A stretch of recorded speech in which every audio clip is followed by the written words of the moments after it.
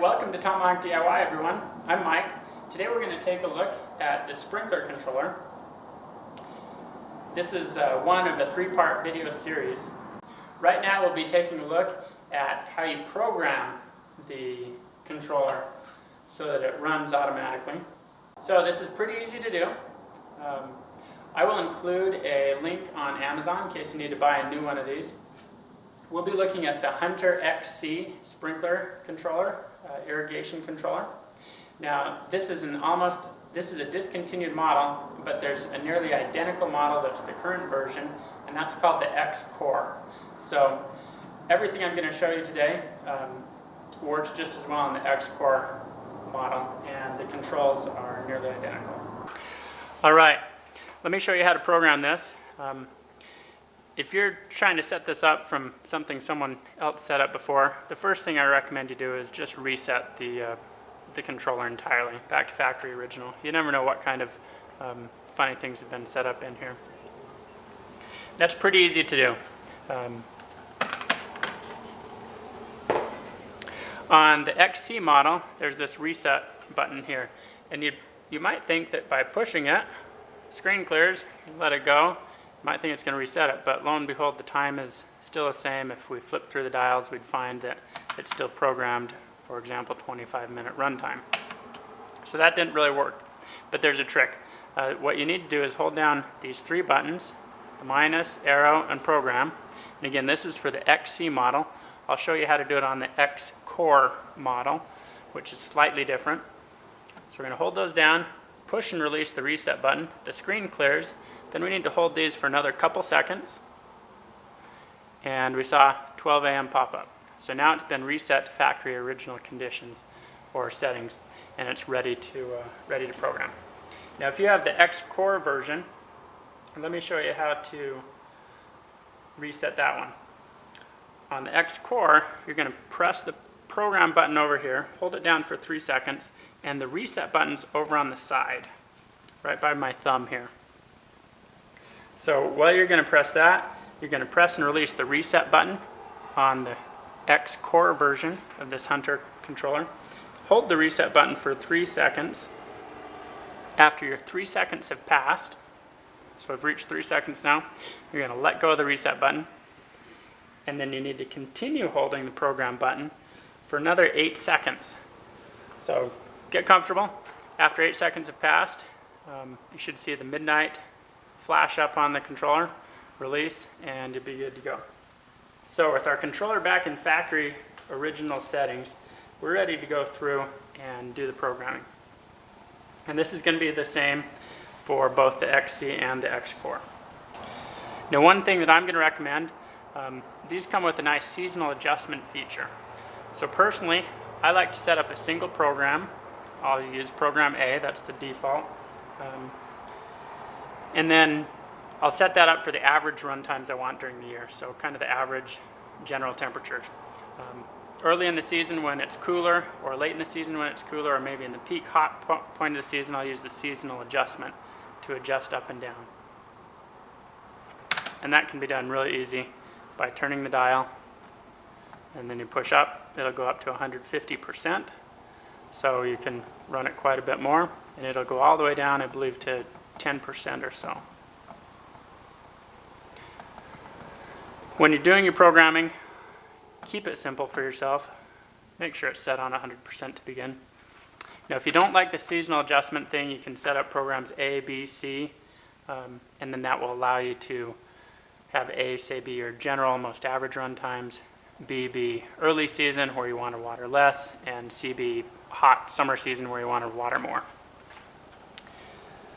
So first thing you need to do, remember we reset the controller, we've got to go and program in our dates, the date and time. So generally whatever's blinking is what you're going to program. So let's move it up to the current day. I'm going to push the over arrow. So now this is month.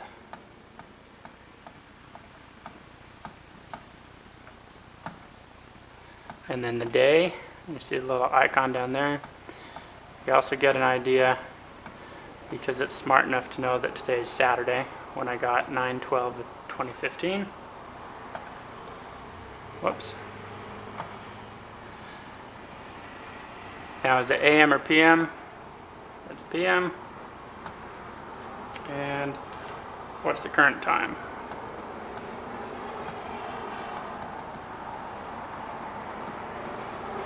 Now one thing I don't know is whether this is smart enough to know your daylight savings time or not. So you may need to check that, or it may not be a big deal to just be an hour off. So, turn it back to run, I see it showing 3:24 p.m. on a Saturday. So we're in good shape there.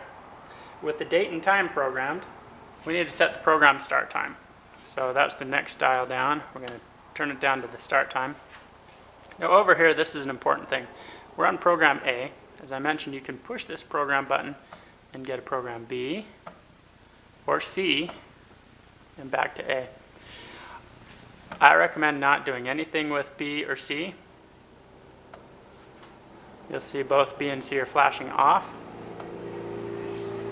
and only using program A. But first we're going to set our start time. I like my watering to be finished early in the morning. I set that for 4 a.m. Now you notice this is 1. If you want, you can set up multiple start times during the day. So I've got it set up to start at 4 a.m. It's going to run through all 6 zones at 4 a.m. Now if I wanted to say an afternoon time, I could start setting this. So maybe I want it to run in the evening and start at 8 p.m. say. I could set it up and it would run twice on the same day. That's an important thing to note because most people probably don't want that. You can in fact do 3, 4 different start times. But since I really don't want it to start more than once on a single day, I'm going to get this back up to midnight. And then there's a trick here. You'll see it off. And I believe that's right before midnight. So we're going to leave this off. I've got 2, 3, and 4 off. 1 is going to start at 4 a.m. Now I need to set up my run times. In my case, for the area where I live, I'm going to set each of my zones for 25 minutes. Now, you may want to tailor this if you've got spots near your yard that are shady, some that are more sunny. If you've got a drip line system, you may want to adjust that. So the point being, you go through and set up each of your different zones.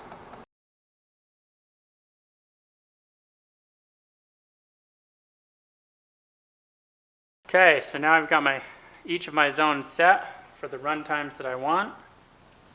The next thing I need to do is take a look at the water days. So we're going to turn it down to my water days. And keep in mind all your stations, all your programs are going to start with station 1. They'll run all the way through station 6. You can set it up by day of week. So use these plus or minus. Say now it's got a hashed line through Monday. Drip is on Tuesday, the drop, so it's going to water.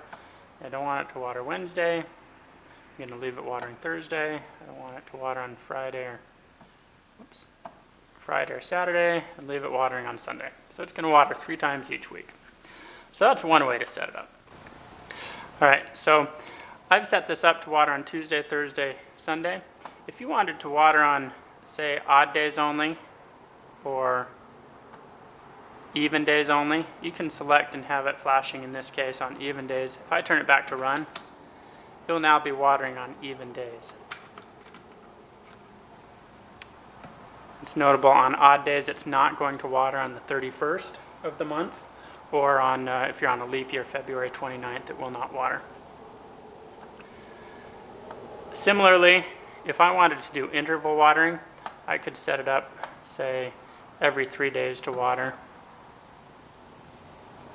And then maybe I want to get into more complicated things like I don't want it to water on Monday or Tuesday, or over here, odd and even days, maybe I want to strike some of those out. I can set it up for interval watering, and then turn it to run. It's going to water on the interval basis.